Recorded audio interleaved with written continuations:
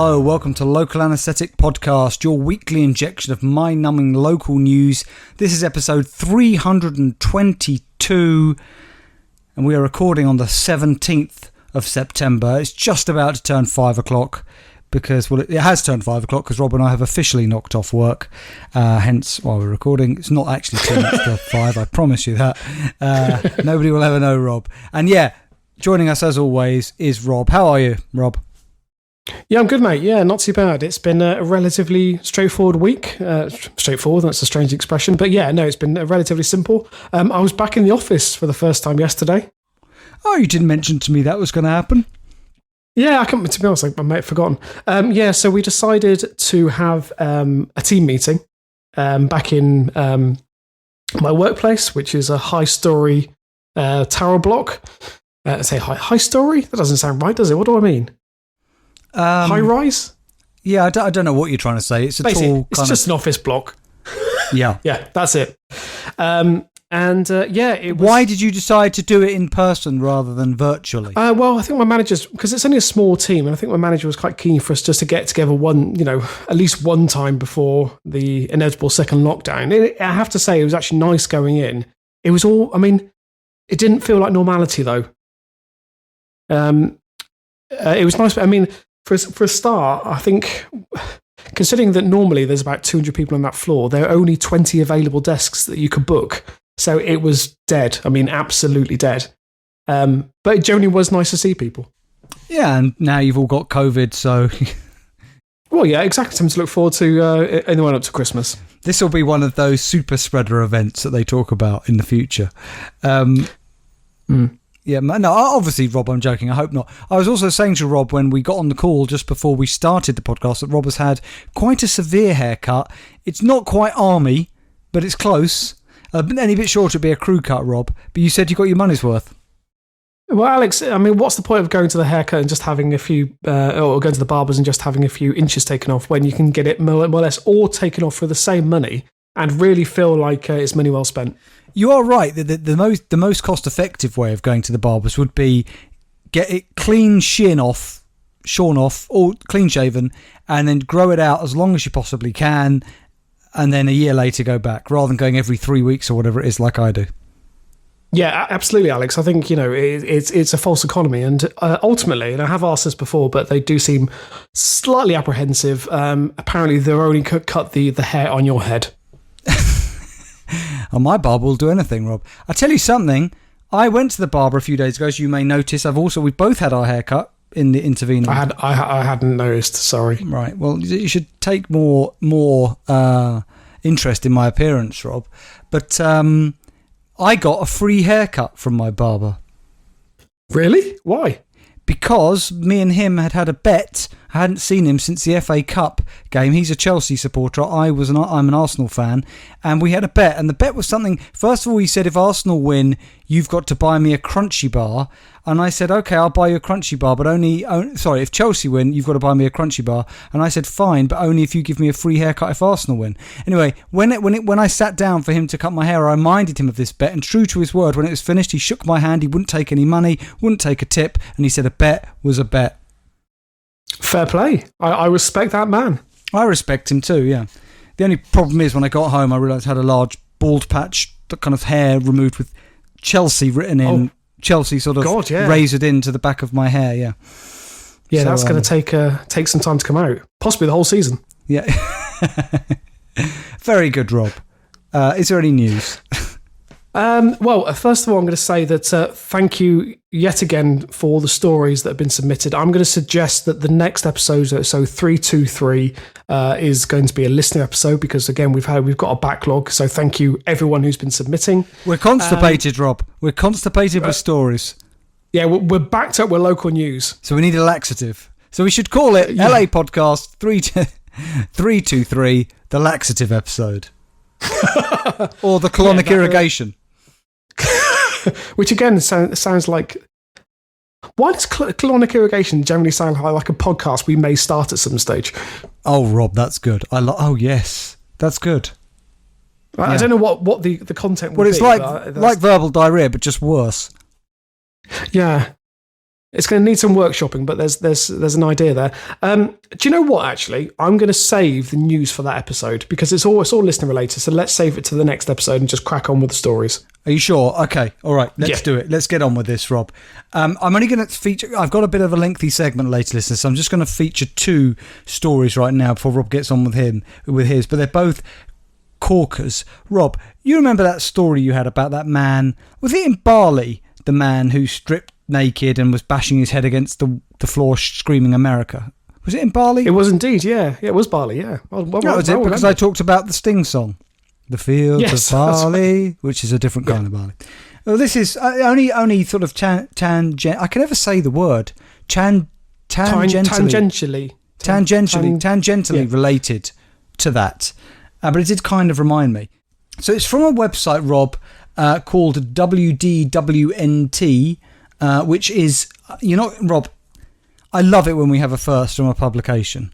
This is such a niche publication. So the website, as I say, is called WDWNT, which is, basically it's Walt Disney World News Today, and its strapline is the worldwide leader in Disney Parks news. So they only report on stories to do with Disney parks. It's not owned by Disney, not affiliated with them. I really feel that we're pushing the boundaries of what could be considered a legitimate news source. Wait, Rob, because this is by Shannon McCallison from September the 15th, 2020. Video. And unfortunately, obviously, we can't watch the video, so I'm just going to have to talk about the story. Maskless man ejected from Disney's Hollywood studios today while screaming misquotes from Pixar's A Bug's Life. Hang on, is Bug's Life Pix? Oh no, what am I getting confused with? Ants. Sorry, yeah, okay, fair enough. So here's the story. We've seen some stuff at the parks in the past few months, but nothing tops today's scene at Disney's Hollywood studios, where a man was escorted out of the park for not wearing a mask. As security removed him from the park, he screamed misquotes from Pixar's A Bug's Life. The man being escorted by at least 3 uniformed security officers and more plainclothes officers in the Grand Avenue area of the park. He is yelling at watching guests, trying to convince them to join him. Near the end of the video, he yells, "Remember the movie that came out of Walt Disney World? It was called A Bug's Life. Remember Hopper?" He said, "If one guy stands up, one ant stands up," in a failed attempt to stir up a rebellion of sorts against face masks.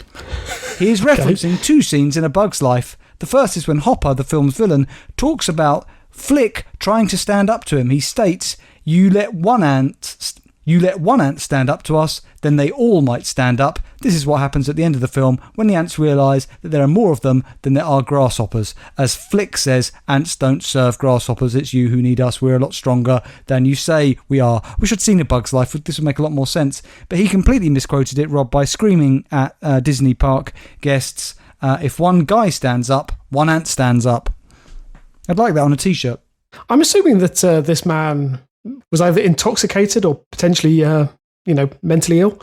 Rob, you're wrong, because witnesses report that the man also screamed, "I'm not crazy! I have a wife and 2 kids!" Which, of course, is the definition of not crazy. Absolutely. That's the first thing they ask you on the test. Are you married with kids? Yeah. You're not crazy. Good. There are some comments, Rob. I'm amazed that Walt Disney World News Today has comments on its stories. Yeah, I am. That means that people are genuinely taking interest in what they're reporting and actually feel the need to comment. Absolutely. Well, then there were quite a few. Vanessa says, "I am so happy he got very publicly removed from the park.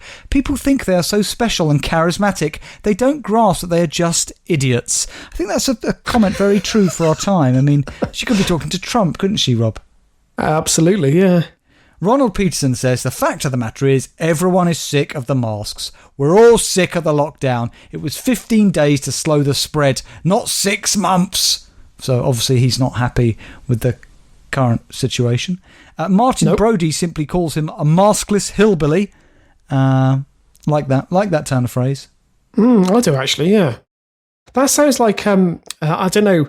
You can imagine if maybe a lead singer left a band, especially if it's country, and that was his pseudonym, that was his solo recording artist name, the Maskless Hillbilly. I think Face the Strange should change his name to Maskless Hillbilly.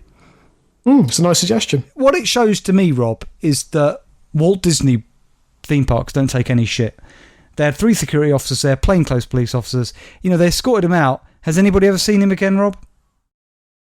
Good point, Alex. Do you want to retract those comments? You don't cross the mouse. That's all I'll say. Right, Rob. Next story. This story is not long enough, was not reported by enough people, and is a bona fide classic. Okay. But it's only short. But it is a quintessential local anaesthetic story, and it's British-based, which we always like. British stories for British people, Rob, as Gordon Brown would have said. Okay.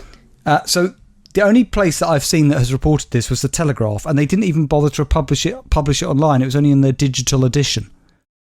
Interesting, okay.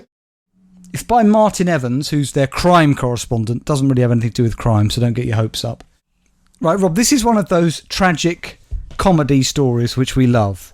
It is truly tragic, but it is also hilarious. Fantastic. Actually, no, Rob. It's just tragic, so don't laugh.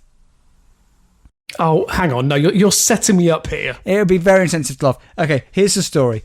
Quick trip became 15-hour ordeal for couple in 90s.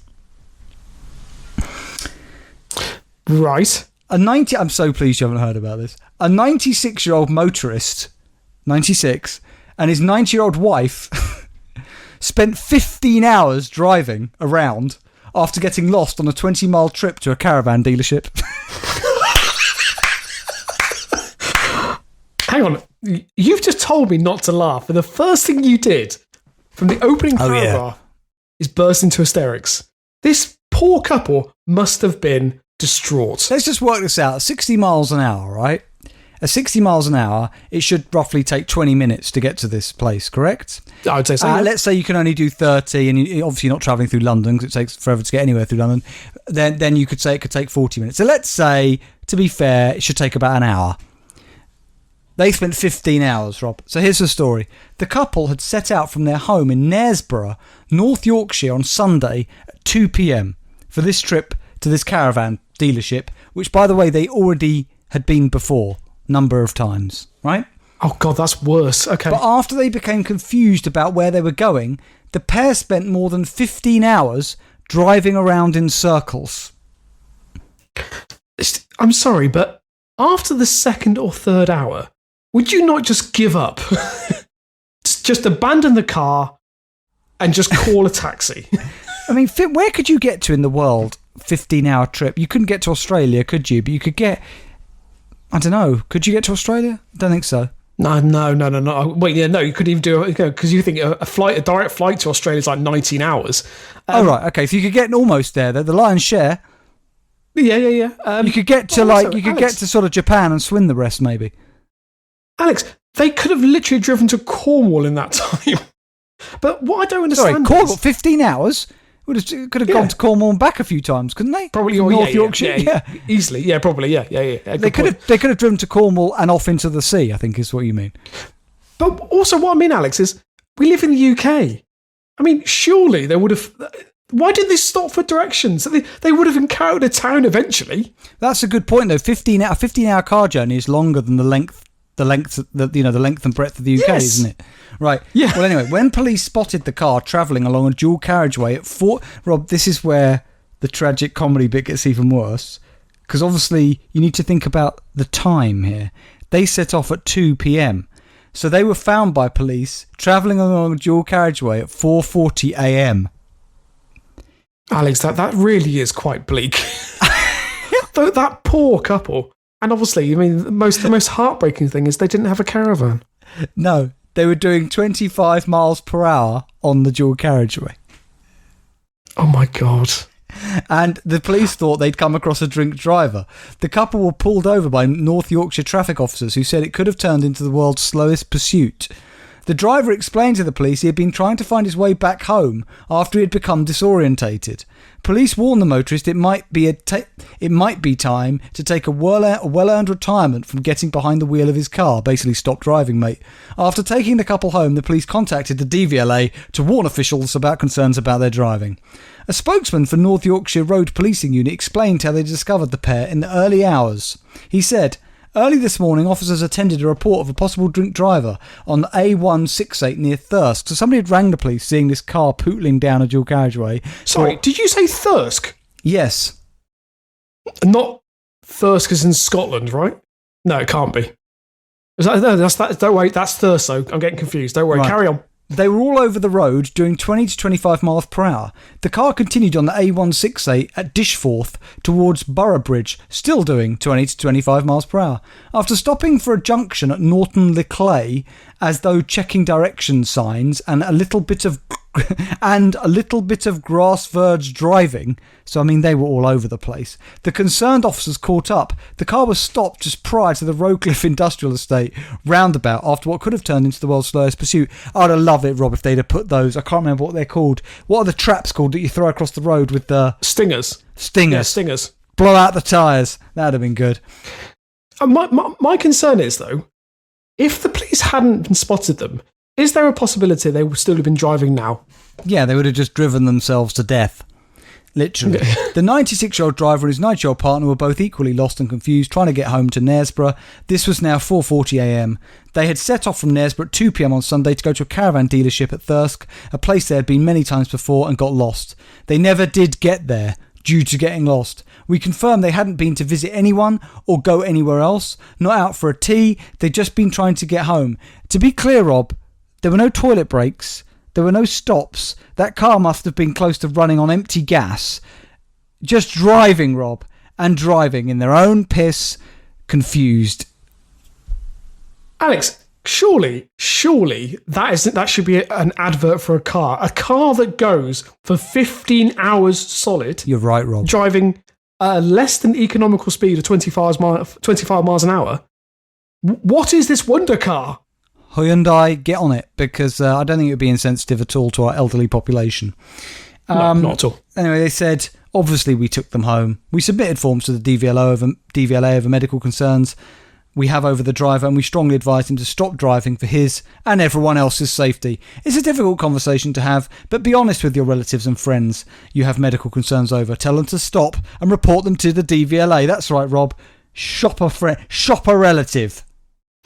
Alex, I think if we've learned nothing this week, especially from Priti Patel's comments, shop your neighbours and friends at every opportunity.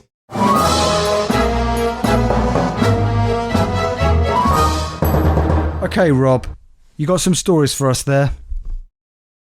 Yeah, first story is from the Manchester Evening News. Rob, I'm really sorry to interrupt you. Of September. Can I just stop you? Since we started this podcast, there's a box behind you, a cereal box, it looks like, and I want to know what cereal it is. Is it Weetabix? Yeah. It says Weetabix, yeah. Okay. Do you still eat Weetabix, Rob? Yeah. Of course you do. I like Weetabix, yeah. I bet you eat Shreddies. I don't know. I'm not a fan of Shreddies, but the Weetabix. You're not allowed to eat Sugar Puffs, obviously. Well, yeah. They've still got that injunction against me. But yeah, no, Weetabix with some chopped up banana, beautiful. Oh, okay, that's interesting. I never liked it when Weetabix went soggy when I was a kid. I would try everything to stop it going soggy. I know some people like it, but I couldn't bear the texture. What about you, Rob? No, I'm with you on that. I like the crunch. If I wanted porridge, I'd buy porridge. Anyway, sorry, Rob, to interrupt. It really wasn't that important, but I'm pleased to know that is Weetabix behind you. I'm glad to hear it, Alex. This is from the Manchester Evening News. It is by Paige Oldfield from the 15th of September. Headline: Man using a snake as face covering, seen riding bus in Greater Manchester. I saw that. I saw the headline, but I hadn't clicked on it yet. Yes, I want to know. It's good. Okay. A man carrying a huge snake around his neck was spotted riding a bus in Salford. This, to me, Rob, is the kind of thing that could only happen in Salford. Yeah, I would agree with that. The man, who appeared to be using the large reptile as a face covering, was seen boarding the Swinton to Manchester service at Salford Precinct yesterday. Shocked passengers watched as the man removed the snake from around his neck, allowed it to wrap itself around the handrails. Sorry, how big was this snake? Is it like a big, thick boa constrictor? I might have to look this up. From the pictures, yeah, look at it. It is literally. It looks like it's either a boa constrictor or a raw python by the looks of its markings. I didn't know you were such a snake expert, Rob. Have we never discussed this on the podcast? Oh my dear lord! Like it's a proper big fat snake. Sorry, Rob. When you say have we never discussed this, what on earth are you about to tell me? Did you not know one of my ex-girlfriends had a snake? Well, no, but that doesn't make you a snake expert. And who was this? Tell us the story, Rob. Come on. Is she the one who thought that she'd been scratched by a ghost in a Ouija board experiment? No, that's a different girlfriend. All these stories really paint my girlfriends in bad lights. But anyway, I won't name on the podcast. But she had a pet snake that she bought from quite an early age. I think he was a he. About 3 months old. It was a royal python, and I used to feed him, and he used to sit on my neck as I did the washing up. This is only when he was small. How old were you when you had this girlfriend, Rob? Did you live together? I'm confused. Yeah, we did. Yeah, it was after university. Yeah. So ironically, is when I was living in Salford. Are you kidding? That's absolutely true. Did you get jealous of the snake, Rob? Did you get jealous of its length and its girth? No, Alex. There was no competition. Did the snake ever come between you and your partner? Like, did you feel like it was not a third wheel, but a snake present in the Garden of Eden? If you get what I mean, Well, yeah, I get that. But it was a baby snake, Alex. When we had it was probably about a foot long.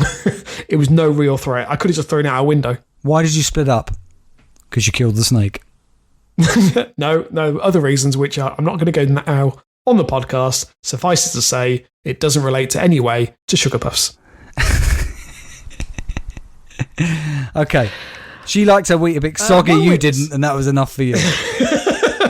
Yeah, the soggy Weetabix was the end of it for me. Same with soggy biscuit. Don't ever play that. One witness who did not wish to be named told the Manchester Evening News the sight was definitely entertaining, which is, I think that's very much a relative term. I don't really have a fear of snakes, but I can imagine if you're on that bus and saw a snake, wrapping its body around a handrail, you may be and his neck, terrified, because in some of it looks like he's being strangled.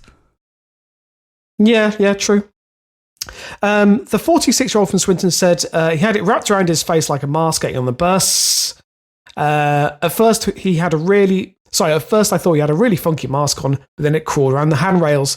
No one seemed really bothered, but a man took a video. It was definitely entertaining. Sorry, this person's an idiot. At first, I thought he had a really funky mask on. That's clearly a live, organic, real snake. But I think if you weren't paying attention, you can imagine that maybe it was like a snake skin mask. If I saw a man with a snake wrapped around his face, I'd be paying attention, Rob. Yeah, fair enough. Okay, well, let's move on to my next story because I've got one more to go after this. This one is from the Metro. It is by Jen Mills from the 7th of September. And the headline, Man 80 blows up his kitchen while trying to... I'll finish it for you, Rob. Man blows up kitchen 80 whilst trying to swat a fly. And I know because I fucking got the story and you've stolen another one from me.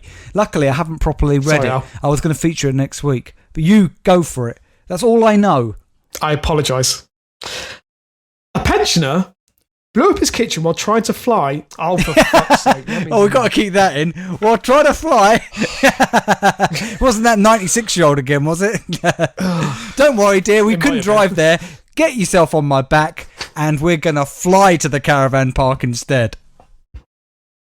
Sorry, listeners. I've been working on one piece of work all day, and I think it's taken all my energy. Anyway, a pensioner blew up his kitchen while trying to kill a fly with an electric bug zapper. Now, Rob, what to me this reminds me of are the old Looney Tunes cartoons. Yes, very much so. It's very Wile E. Coyote and Roadrunner, isn't it? Yeah, very much so. This poor guy as well. So the man 80 was trying to reach the buzzing insect, but he hadn't planned for the fact that gas was leaking into his property. Which is an unfortunate coalescence of events, this, don't you think?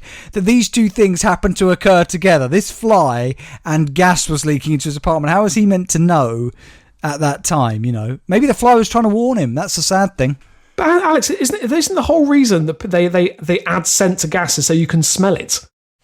Yes, otherwise you'd never know. Yeah.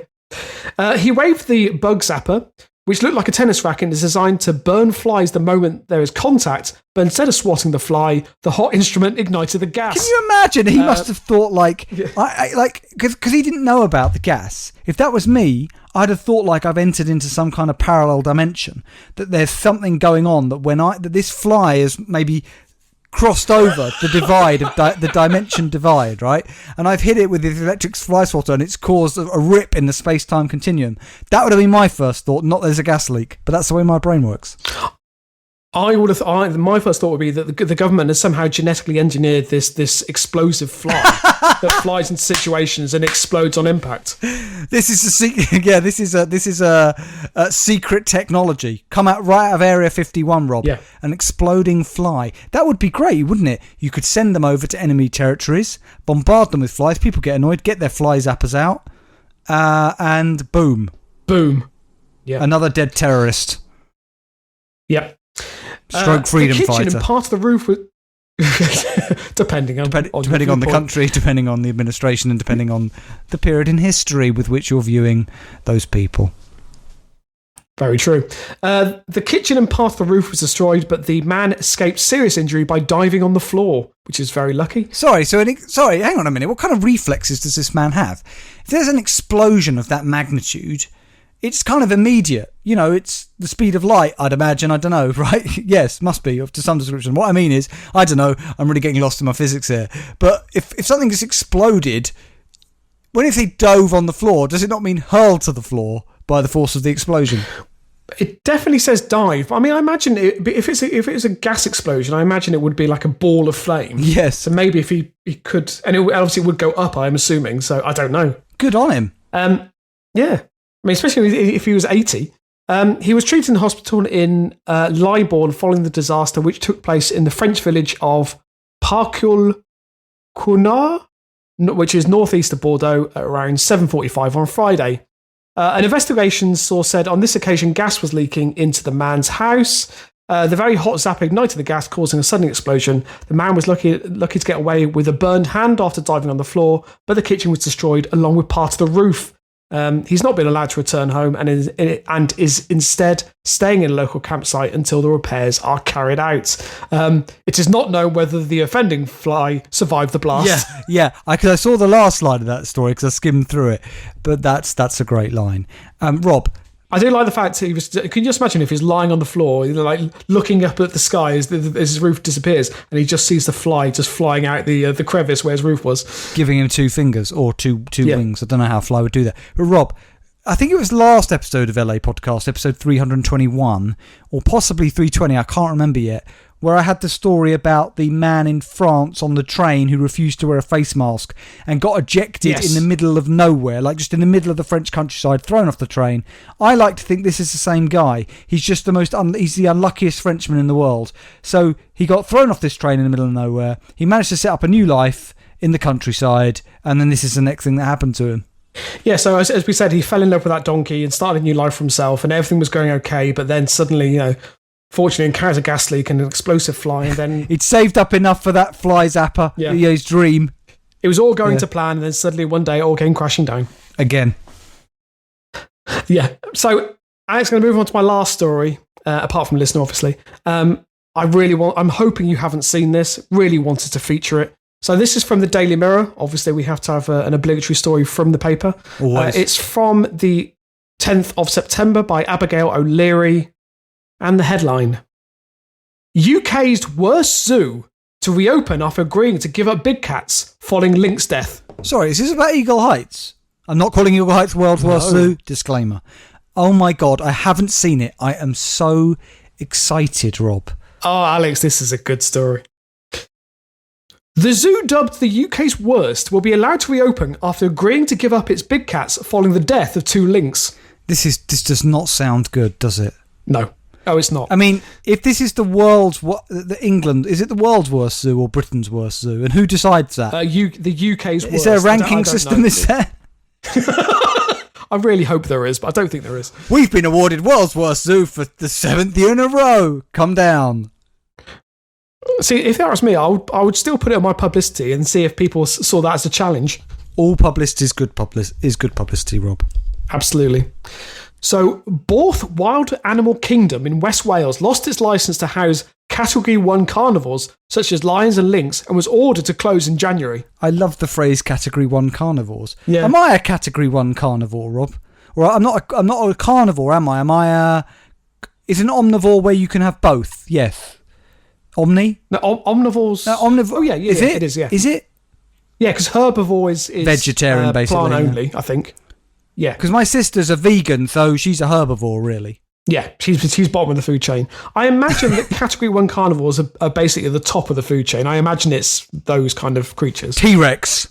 Exactly, if that was still a thing. However, judges have said the park can remain open on the basis it does not house big cats. Owners Tracy and Dean Tweedy said while the zoo remains closed, it needs to make adjustments in the coming weeks. They were thankful not to entirely shut down. They said, they could have closed us down completely, but we managed to come to a compromise. Unfortunately, we will have to say goodbye to our cats for a short time. That worries me, Alex. Why a short time? What does he mean, a short time? Does he mean that... What does that mean? I don't know. Because either they're going to house them somewhere off-site and he's going to go and visit them, or their planet... What does he mean?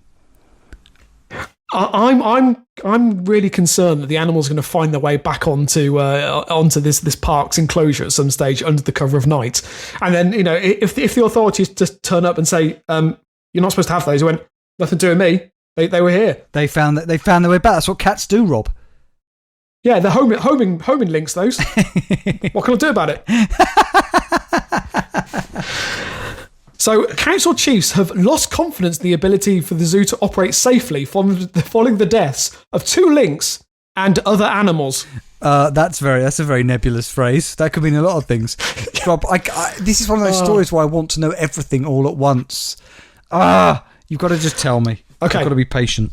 In 2017, a Eurasian lynx named Lilith escaped and was shot by a marksman at a nearby caravan park. Whoa. And hang on a minute, Rob. Hang on a minute. Just give me 1 second. My cat ears have pricked up. Because as soon as you said it, I knew it. Because you know me, I'm very knowledgeable about folklore. As soon as you said Lilith, I thought of demons. And the reason I thought of it is because Lilith is the name of a female demonic figure of folklore. Her name and personality are thought to be derived from a class of Mesopotamian demons called Lilu. And the name is usually translated as night monster. And now they called their big cat Lilith. Well, yeah, I mean, if anyone's seen the Netflix TV series of Sabrina, which I would really encourage people to do because it's very good, Lilith is the handmaiden of the devil. So it's a strange choice. Sorry, Rob, you watched the Netflix reboot of Sabrina the Teenage Witch? Oh, it's brilliant. It's very dark. It's close to the original comics. I'd highly recommend it. All right. Were you a fan of the original Sabrina the Teenage Witch? I mean, I was partial to it, but I think that was very much because of Melissa Joan Hart. But right. Who can I say, by the way, is still a very attractive woman. She doesn't look like she's aged, but that may be sexist. I apologise if it is. The big cat evaded heat-seeking helicopters. Oh, shut up, Rob. Oh. Yeah, she never. Yeah, I don't know. Anyway, move on, Rob. Right. Okay. The big cat apparently evaded heat-seeking helicopters and zookeepers armed with dart guns for more than a week. So whoa, just backtrack. Rob, I feel like there might be enough content about this zoo. Will you be able to go off and do more research about this zoo? Because there must have been stories about it before. Yeah. Right? Okay. Yeah, I will do. Hang on a second. Lilith, the demonic big cat, escaped from... Yep. What's the name of this zoo? Borth. B-O-R-T-H. Borth, where is it? Borth Wild Animal Kingdom. Where is that? Don't say Borth. West Wales. No, West Wales. Is Borth in West Wales? Yeah, apparently right. So Lilith, the demonic big cat, escapes Borth, whatever it's called. How did she escape? Do we know? No, doesn't say. Got out through the cat flap. Maybe they forgot to put it on one. They forgot to put it on the one-way lock, right? And you're telling me that Wales police were so incompetent that they couldn't find this big cat for over a week. Yeah, well... So did they tell people at the time that there was a big cat free on the loose? Did people have to go into lockdown? Okay, sorry. Strange you to say that. The park insisted the animal did not pose a threat to humans, but I think it's Kilgarian. You can't say that.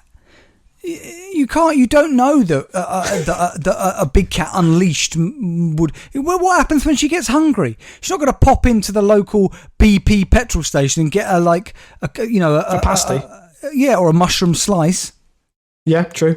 Well, apparently, Ceredigion Council announced that she'd been killed after risk the public had increased to severe. So apparently, they took a different view to the animals, to the zoo.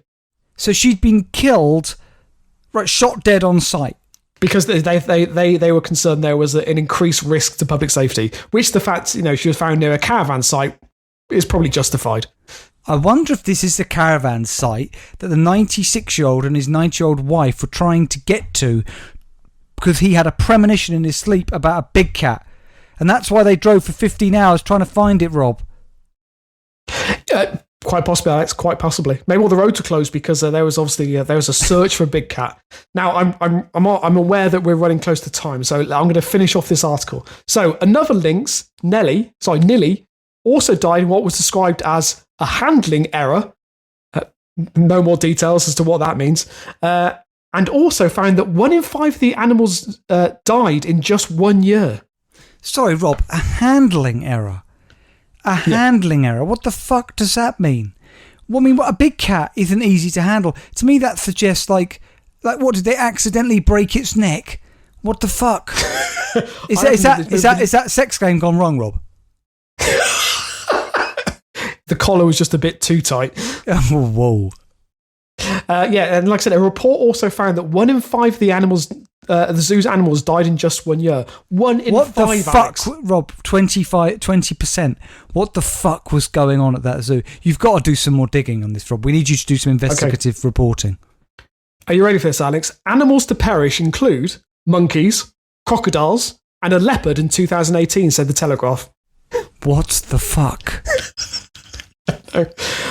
How? This year, Rob, Tracy... God. I'll see if I can find more details. Earlier this year, Tracy and Dean Tweedy said they were running out of money to feed their exotic breeds. The married couple who lived their dream of buying the Borth Wild Animal Kingdom in West Wales said in May they had enough money to feed their 300 animals for around a week. After reopening in February following a closure order, the coronavirus pandemic saw them close their doors again as the UK went into lockdown. Miss Tweedy, 49, said, "We were already only scraping by financially after a long, quiet winter season. We now need more help than ever. Despite everything, we are determined as ever not to give up." She said it costs £3,000 a week to run the zoo, and the colour of the animals has been considered if they cannot be fed. Whoa, that escalated quickly. She said a cull of the animals will be... That fire, Rob, do you remember I said the sacrifice? You put them all in a big wicker structure that looks like a big cat, and you set them on fire to the gods, Rob. Yeah.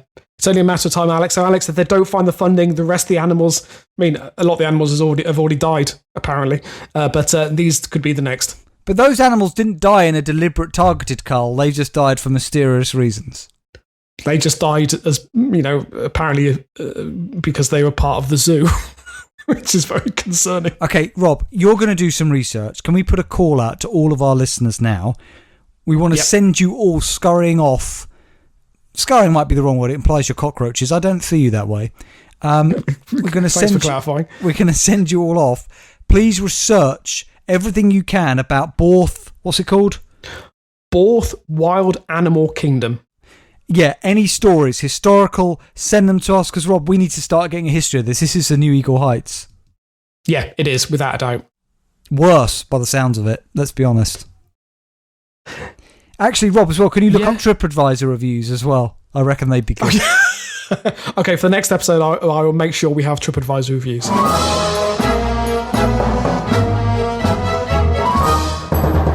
Right, Rob, we need to get on with this fast because basically Rob's got to finish by a certain time.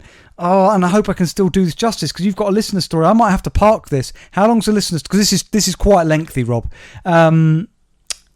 Listener story is short, so it's only a couple of paragraphs. I could easily fit it in. Okay, I'll try and do it. Rob, from the Times by Tom Whipple, September the 7th, It's a great Noel Edmonds story, Rob. It's a fucking classic is what it is. Noel Edmonds fled, owing me 1.3 million, claims Brexiteer Aaron Banks. Wow, there's a lot to unpick here. There needs to be a documentary made about this. Deal or no deal, that is a question on which Noel Edmonds' house parties in New Zealand may soon depend. Aaron Banks, the Brexit supporter and insurance mogul, has claimed that the television presenter owes him more than £1 million and has fled to a, in quotes, lush part of New Zealand to avoid paying. Mr. Banks said he had tracked down Edmonds, 71, through a television interview Noel Edmonds gave. It was already known that the presenter of Noel's house party in Deal or No Deal lived with his wife on a property outside Auckland. Mr. Banks said a team of private investigators had identified the home from its roofline in the backdrop to the interview, as well as the positioning of a hedge and a swimming pool. Oh my God. I mean, Aaron Banks is a multi-millionaire. Surely he can ignore 1.3 million.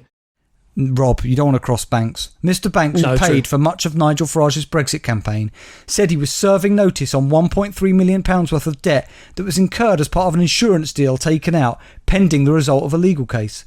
Edmonds, however, is understood to have strongly denied either that he owes the money or that he emigrated to escape Mr. Banks and was in hiding, because he did disappear quickly, didn't he, Rob? He claimed in all those interviews he wouldn't be going to New Zealand, and then he just went to New Zealand. The claim hinges it was all very bizarre. Yes. The claim hinges on a case that the presenter took against Lloyds Bank, not in any way related to Aaron Banks, obviously. Between 2003 and 2007, members of its Reading branch took part in a complex scam that drained small businesses of £245 million in total. A judge at Southwark Crown Court said that the money was spent on sex, luxury trips, bling and swag. There's a good episode title in there, Rob. Yeah, there really is. Edmonds' company, which was called Unique Group, ever a Partridge company name if I've heard it. I'm about to say, bloody hell. Was one of those that went under as a result. To recover the money that he believed he was owed, he took out an insurance policy with the legal protection group owned by Mr. Banks.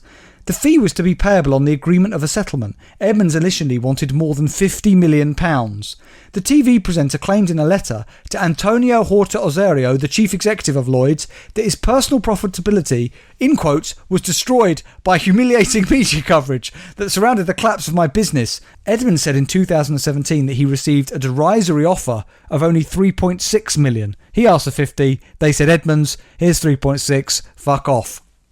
The next year, Rob, this is so Partridge. The next year, Edmonds gate crashed Lloyds Banking's Group annual general meeting. So he turned up, uninvited, saying, if you want to turn it into a game show, the way you treat us, I'd call it pointless. If you want to turn it into jail or no jail, you are going in the right direction. This man, I mean, let's face it, we know that this man's lost his mind because of that video he did where he dressed as a woman in front of the BBC. Oh, yeah. But it was fantastic. And also, let's not forget, this is a man who drives around in a black taxi with a mannequin in the back so he doesn't get flagged down. Is that right? Yeah, do you remember this? What do you mean flagged? Noel Edmonds. Noel Edmonds has a black cab and then puts a mannequin in the back so people don't realise it's him. Right. Well, last summer, shortly before he left for the South Pacific, it was reported that Edmonds had received an apology and a £5 million payout. He's understood to dispute that final settlement. That is not the way Mr. Banks sees it, however. I'm fuming, he told the Mail on Sunday. Mr. Edmonds has run off to a lush part of New Zealand with my money, dishonestly trying to hide it from his debtors. We backed him when nobody else would with his fight with the banks. He won and then he headed for New Zealand without even acknowledging his debt to me and my company. No deal is not an option. Cough up, Edmonds, or I'll drag you back to the UK. Now, there were many, many comments on this story. I'll just say Legal Eagle said, such a sad end to a rather unillustrious career, or did he have one? I missed the 80s. But anyway, Rob, I need to just give you a further bit of context. I did some research. This is from the Daily Telegraph. Okay. From February 2018, 8th of February, by Tristram Fane Saunders.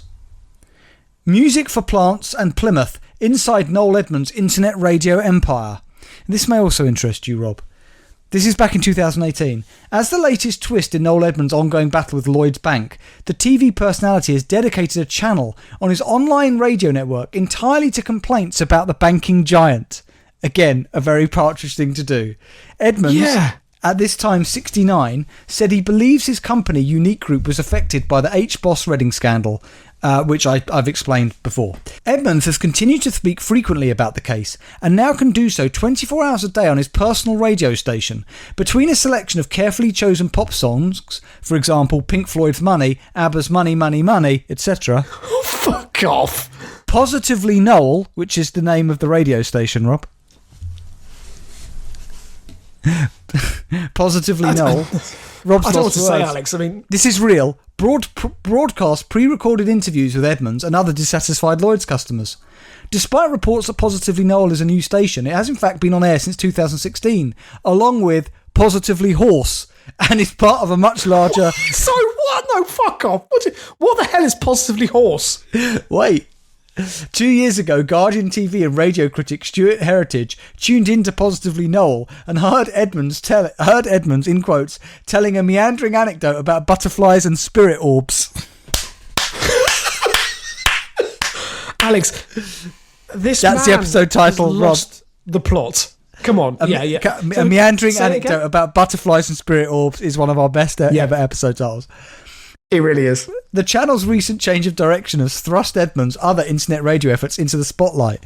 Since it launched in 2015, Edmonds' Positivity Radio World network has offered an unusual range of niche interest broadcasting. Can I just say, an unusual range of niche interest broadcasting is also fantastic. Yep. Positively Laughing plays back-to-back laughter. So that's one station, Positively Laughing. It's just back-to-back laughter. It's just the laughter track. It's nothing else. Including recordings of Edmonds' own chuckle. Positively. Can you imagine if you accidentally one morning, I mean, I know that people don't tend to use clock radios anymore, but can you imagine if you accidentally tuned into that channel and the first thing you heard when you woke up was Noel Edmonds laughing? That would be genuinely terrifying. Agreed. Well, anyway, Rob, Positively Plants and Positively Pets broadcast music intended to be listened to by pets and houseplants. Yep, I've heard about this before, yep. Other stations include Positively Cascade, which is the sound of water and a low humming noise, Positively Successful, which is the sound of birdsong and a higher humming noise, and Positively Vibe, which is birdsong, water, and syncopated hum. A royal family-themed station, Positively Royal, was launched, but was later replaced by Positively Classical, which is classical music. I guess if you release enough stations, one's about to get a hit eventually. Well, yeah, true, yeah. Let me finish. Meanwhile, on Positively Noel, there are regular appeals for Lloyd's whistleblowers to contact an anonymous tip-off email address hosted by banklloyds.claims, a protest site launched by the former Deal or No Deal presenter. The website refers to the banks as Liars with a double L and features a modified version of its logo showing a defecating horse. With the exception of Lloyd's Black Stallion, Edmonds is also fond of horses. A former president of the British Horse Society, he has also launched a radio station called Positively Horse, although the channel is currently defunct. Sorry, are you telling me that Noel Edmonds was a former president of the British Horse Society? Yes. He says, we're developing bespoke radio stations for some of the world's leading brands, Edmund claimed in 2016. We source the playlist and it can be anything the client wants. If you want 24 hours of Mongolian nose flute music, we can do that for you. Sorry, Alex, hang on. Surely that, again... Are there also good 24 hours of Mongolian nose flute music? That, I'm sorry. I mean, there is so many... It may have to be an episode where there's two titles. Oh, Rob, it's so good. Although no stations for, in quotes, leading brands have yet appeared, there are regional channels for Bristol, Bath, Plymouth, and Monaco. Well, of course, you have to make sure you're appeasing the well-heeled set. The website for Positively Bristol claims that hundreds of Positively stations are being launched, although one outlet, Positively Southend, is no longer active. That's a shame. I might have been able to tune into that one. Alex, I was finishing. Edmonds is adamant that these are not local radio stations as they feature no reports on local news, unlike us. What we are proposing and excited about is not a radio station that is local. It's not regional. It's not even national. It's worldwide, Edmonds told reporters in 2015, following the launch of Positively Bath. Come on. Right. Before the next episode, so the next episode is listener anyway. I think I'm going to set you a task. we both have to tune in to one of these Positively stations and then give our review in the next episode. I might even try and get a recording of it, yeah. Let me just finish. Yeah. The website for Positively Bath includes links to a Twitter page, which has since been deleted, an Instagram page, which has 31 followers. The most recent post on the Instagram page is from 2015 and shows a woman lifting her dress to reveal her buttocks. Edmonds says the radio network's goal is to promote greater respect, tolerance and compassion. Although all the channels are described as ad-free, with no ghastly commercials, in Edmonds' words, businesses which sign up as paying members to a channel are promised messages about your business on the radio every hour of the day. He's become a snake oil salesman. The radio network is part of a larger enterprise, Positively Happy, inspired by the first ever positivity formula, which Edmonds says he has developed through 5 years of research. The Positively Bath website urges visitors to pre-order a forthcoming book about this formula, which lists its 6 elements, which include 1. Do you trust your tap water? And 4. How well do you treat your villi? What's a villi? Villi? Yes, with a V. No idea. They're any of the finger-like or thread-like projections from the surface of certain membranous structures. Anyway, since his game show Deal or No Deal was cancelled in 2016, Edmonds' recent ventures have been met with mixed success. Last year he launched a new Channel 4 sitcom / game show hybrid called Cheap, Cheap, Cheap, in which contestants compared the price of groceries between slapstick comedy skits. I think we covered that. In the first episode, a goose urinated on Edmonds' desk.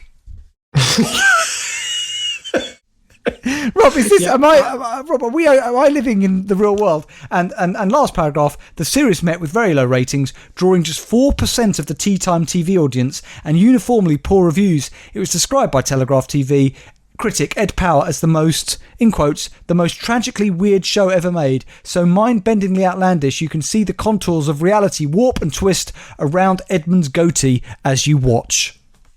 I never saw it. I never watched it, but after that review, there is something about me that needs to see it. Yes. Maybe. Yeah, I might look on YouTube. Yeah. Rob, extraordinary. Right, look, I know we've got to get on, Rob, very, very quickly. Can I just check? Rob has to finish by 6, listeners. Is it 6 on the dot, or have we got any leeway? We got a bit of leeway. It should be okay. Quick, Rob. It is time for our listener story of the week. Who's it from? So it is from Kyber this week, and as I said, it is a relatively short story. It's just a nice way to finish off this episode. So it is from the Nottinghamshire Live, right? From the 16th of August by Ben Reed. Police find Popo the penguin on village street 1 mile from his home. Popo the penguin. Yeah. Where was this? This is in Nottinghamshire. Do you know something, Rob? I think I very may well have this story down on my list. Police pick up penguin found walking along street in Nottinghamshire. There we are. Can delete that. There we go. Thank you, Kyber. Popo the penguin was out having a Sunday morning stroll 1 mile from his home when police came across him. Officers out on a proactive patrol in Broxtowe were perplexed when they came across a penguin plodding up the village street. The friendly bird was marching around Strelly in early hours of Sunday morning when he was spotted by police. The Humboldt penguin had escaped from his home and travelled around a mile before Nottingham police had found him. Sorry, Rob, what do you mean escaped from his home? I don't like to say this, Alex, but unfortunately, this is the second mention for the Brothy Wild Animal Kingdom. No, it's not really. Oh, right. Sorry, actually, does it say? Are you allowed to keep penguins as domesticated pets? Well, it would appear so from the article, because it doesn't say that it was like a wildlife sanctuary. Apparently, yeah, it may just been a private residency. I think he was a sex penguin. Well, I mean, I have to say, Alex, he is a good-looking penguin. I can understand the appeal. We see some very interesting things out on patrol, but a penguin walking in the middle of a road has to be one of the most bizarre findings we've come across. Again, I think they're being discovered and nothing else. We nicknamed him Popo. He posed some pictures with us, and he was very friendly with our officers while we made contact with his owner. He was then returned safely home. The Humboldt penguin was returned to his enclosure on a farm in Strelly. You should have read the story, Rob, there. He was in a farm. But do farms keep penguins? That's what I mean, Alex. It's a private residency. I mean... Maybe he was a a sheep penguin. He rounds up sheep. Possibly. I mean, it's better than my suggestion of who's being milked, which is quite horrifying, really. Yeah, it is. Yeah. Well, let's leave that there on that image. Thank you, Kaiba. Well, look, Rob, that brings this episode of LA Podcast to a close. We look forward with a mixture of eager anticipation, yet trepidation, to be honest, to our next episode, which will be episode 323, and especially apprehensive, I think, about the next episode, Rob, as it will feature only listener stories. We've got a backlog, but keep sending them in, because if they're good enough, we will feature them. As we move ever more forward, Rob, it's got to be like a 96-year-old man and his 90-year-old wife setting off on a short 20-mile drive to a caravan dealership, only to be picked up 15 hours later at 4:40 a.m, weaving around the road at 25 miles an hour on a dual carriageway in a pool of piss. Let's be honest, Rob. Probably more than piss as well. I mean, let's just be frank. Quite possibly. Yeah. Just like that, we move ever more forward to our next episode, which, as I say, will be episode 323. We can be found on our website, lapodcast.net. We can be found on Twitter at LA Podcast. We're on Facebook at facebook.com/LA Podcast. Wherever you're getting us from, if you're using a podcast app and you're listening to us via that, hit subscribe. And if there's a facility to leave reviews on that podcast app, please do so. It really does help us. We would really appreciate it. And we're on Spotify. And if you want to send us a story, you can tweet it to us, post it on Facebook, or just email us the good old-fashioned way, lapodcast.net@gmail.com. That's lapodcast.net@gmail.com. Right, Rob, quickly, stories that never made it, headlines that never made it. I've got 3. Oh, shit. I forgot. Rob, really? Yeah. Well, Rob, really you forgot. Rob, you can sit this one out. This one's from the Mirror. Blood-covered men with chainsaws terrorise beachgoers, shouting, "You're fucked!" Lovely. Very nice. Too distressing to read out, that one, to be honest. Yeah. Again from the Mirror. Dunelm shopper baffled by chopping board sticker, saying he can't actually use it. So yes, I'm looking at a sticker at the bottom of this chopping board that this man has purchased, and it simply says on the back, wood chopping board. Then there's a barcode, and it says underneath, do not use as chopping board. Right. It's purely for decorative purposes only. Yeah, a bit confusing. And last one. You're going to say, why didn't I feature it? There wasn't enough to make it. There wasn't enough content, I think, to make it a story. You're going to love it, Rob. You're going to love this if you didn't see it already. From Sky News. Oh my God, I never thought I'd see this headline. Art attacks Neil Buchanan, forced to deny he is Banksy after being inundated with queries. Yes, I did see this, yeah. There is no truth to the rumour, a statement on the artist presenter's website said after a conspiracy theory went viral. How come you didn't choose to include it out of interest?